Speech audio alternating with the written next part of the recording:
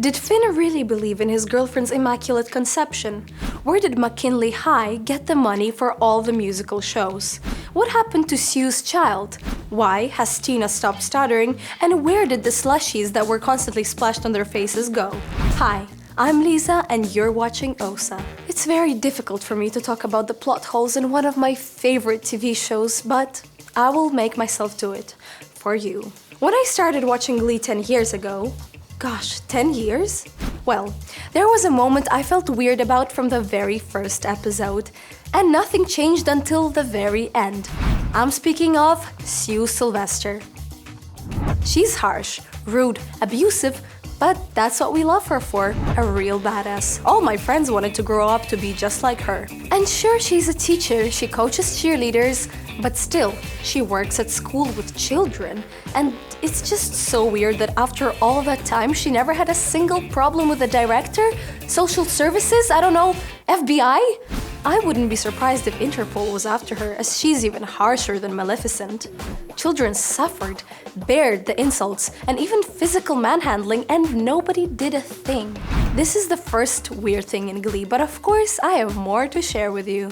The second thing is the fake pregnancies. I've decided to combine them all in a separate block, so Glee adores fake pregnancies. Season 1. Will's wife Terry tries to keep him by all means, and yes, with that personality, nothing can help. She wears baby bumps. Okay, but how does she sleep? With a baby bump? Isn't that uncomfortable? Doesn't it awkwardly touch her husband? Plus, if you touch the baby bump, it definitely wouldn't feel real. So how didn't Will figure it out? How was she supposed to deliver a baby? Was she gonna hide it for years? Was Terry seriously hoping she'd pull it off? The second pregnancy in season 1, Quinn. Okay, this pregnancy was real, but do you remember the act of love that resulted in this pregnancy? They were sitting in a jacuzzi, and even though Finn did, reach the end very quickly and without Quinn's help whatsoever, after that she tells him she's pregnant with his child and he believes her? Well, he isn't the smartest one and his sexual experience wasn't the greatest, but he's not a child. He knows where children come from. Well, there were plenty of occasions when Quinn at least seemed to tell him the truth, but this was still completely odd. Odd, I tell you. Okay, since we're on the topic, let's talk about Sue's baby. Remember how excited she was? You know what happens to a woman after giving birth? Her whole life changes. She's glowing. Wait, it's Sue we're speaking about. How many episodes was the child mentioned in after the birth? 2? 3? And then everyone just forgot about him. It seems like the scriptwriters just created Sue's pregnancy for a cool twist and then didn't know how his birth would influence the character's arc and personality. But nope, nothing changed a bit after her child was born, so what was the point? As you can see, I've started with little things and I'm going to finish with plot holes the size of a dark hole, so keep watching. Oh, and do us a favor and like the video right now. Okay, let's go back to season 1. Tina is a shy, stuttering girl, even though she's a punk. Or what is her style really called? Let me know in the comments below. So, Tina was all shy and she stopped being all shy. This plot twist was explained by saying that she did it to get some attention. Well, it is a common thing for these shows. For instance, Jenny from Gossip Girl, she turned into a punk from a shy girl in the blink of an eye. Or The Big Bang Theory, when Bernadette's voice that was her feature and could only be compared to Janice from Friends. Remember how it changed drastically in a day? Yes, really, who needs character unity? How did the scriptwriters think we were going to miss that? Let's keep on going. Remember how Quinn was driving and texting at the same time? And what it led to? Yes, she got into an accident. By the way, it was then when I learned the lesson: either drive or text, never both at the same time. So she gets into an accident, and it's quite a bad one, but she got off easy. She got herself into a wheelchair. For some time, Glee made a whole drama out of it, and I even cried when she sang "I'm Still Standing." Bravo to this idea. But do you remember how she got up? She just sat there at prom and then she got up. Okay, she shook a bit, but that was it. I had so many questions about that, but I still cried when she got up. I don't cry all the time, only when watching Glee. But let's continue. I keep on going back to talking about season 1, but I promise there's a reason. Remember at the very beginning of the story when Will Schuester is looking for a guy in Glee Club and he hears Finn singing in the show? I was hoping it would be followed by a scene similar to the one from Psycho and that Will would come with a knife in his hand, but Schuester listened to the quarterback singing and just left. And then a series of events that barely make me think of a moral and good teacher followed. He tosses him drugs. What? First of all, where did he get those? I don't remember the details, perhaps it was chalk or whatever, but still. And to make things worse, when he shows them to Finn, he threatens to tell his parents. Well, first of all, it's blackmail, and it's ugly. But also, what should Finn be afraid of? If it's his first time seeing the drugs, then he should just be standing his ground. Why didn't he just keep saying that he had no idea what it was? To the teachers, to the parents, to the police, to anyone. It's not yours, you don't know what it is. But Finn starts acting as if he's really guilty of something.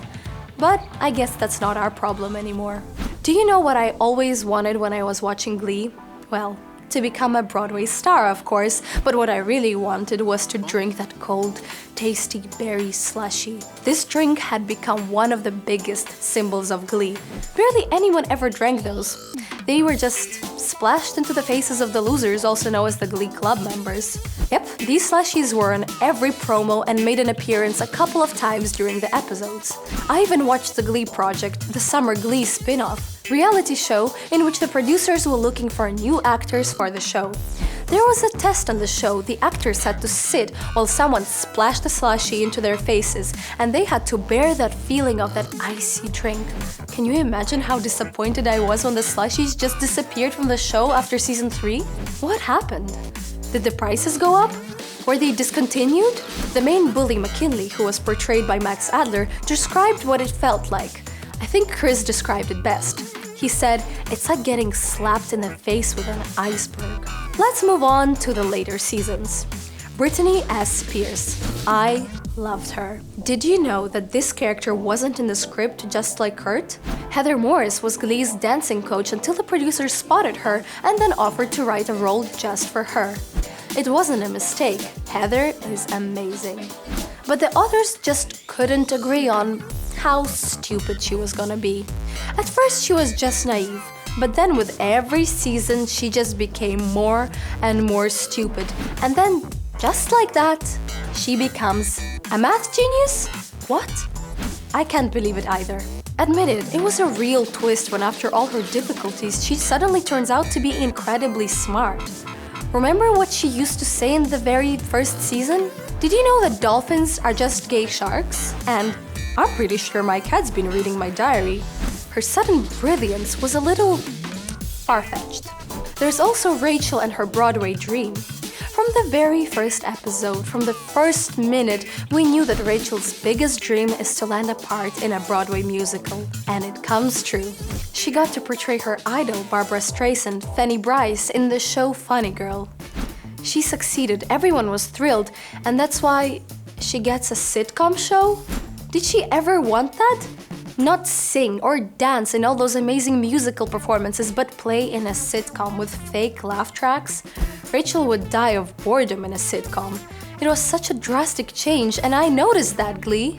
Another thing I didn't quite understand then, but I do understand now, it's easier to grow a pair of wings and fly above the ocean than to start a show on American TV. Just think about it. There are so many TV legends and barely anyone can afford to have a show about themselves. But Rachel Berry got her own just after one role, even if it was a successful one. It seems like a scriptwriter's fantasy to me, and not a real life. Also, if we speak about Kurt and Rachel's life in New York, there's another thing. As we all know, they come from a small town in Ohio, from middle-class families. Weren't you surprised that after arriving to Big Apple, they settle in the center and in such a fashionable loft that it looks as if it was created for Instagram pictures? Where did they get money for all of that? Okay, it's time for the global weirdness that we didn't notice even after 6 seasons of Glee. Have you ever thought about the teachers being too close to their students? How it was a bit unlikely? Sometimes there's no line between them. They chat, spend time together, and sometimes we're a bit too revealing. This is definitely cute, but weird, and doesn't look like it's at all possible. Next. One of the plot-forming moments is the fact that the school doesn't have money. Doesn't have any money for a cultural program and not a penny for Glee Club. Then, who financed these luxurious, amazing professional performances? What did they use to pay for the rain that pours an umbrella? And who did all that terrifying but exquisite makeup for Thriller? You know what I mean, right?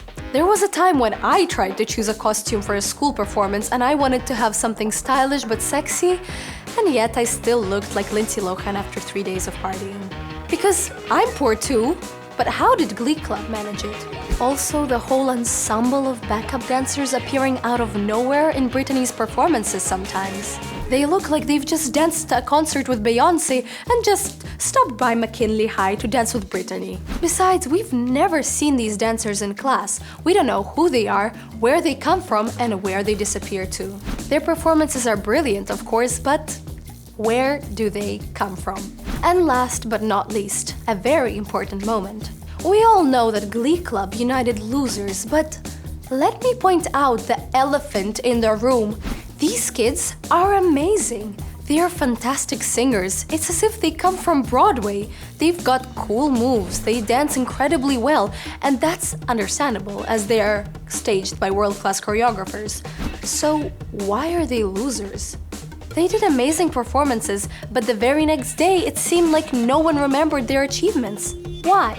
Why does everyone in the school hate Glee Club, especially when they're so amazing? I enjoyed making a video about Glee for you, but perhaps there's a plot hole I haven't mentioned. Like the video, leave a comment to help us promote it, don't stop believing, subscribe to our channel, and stay awesome, everybody!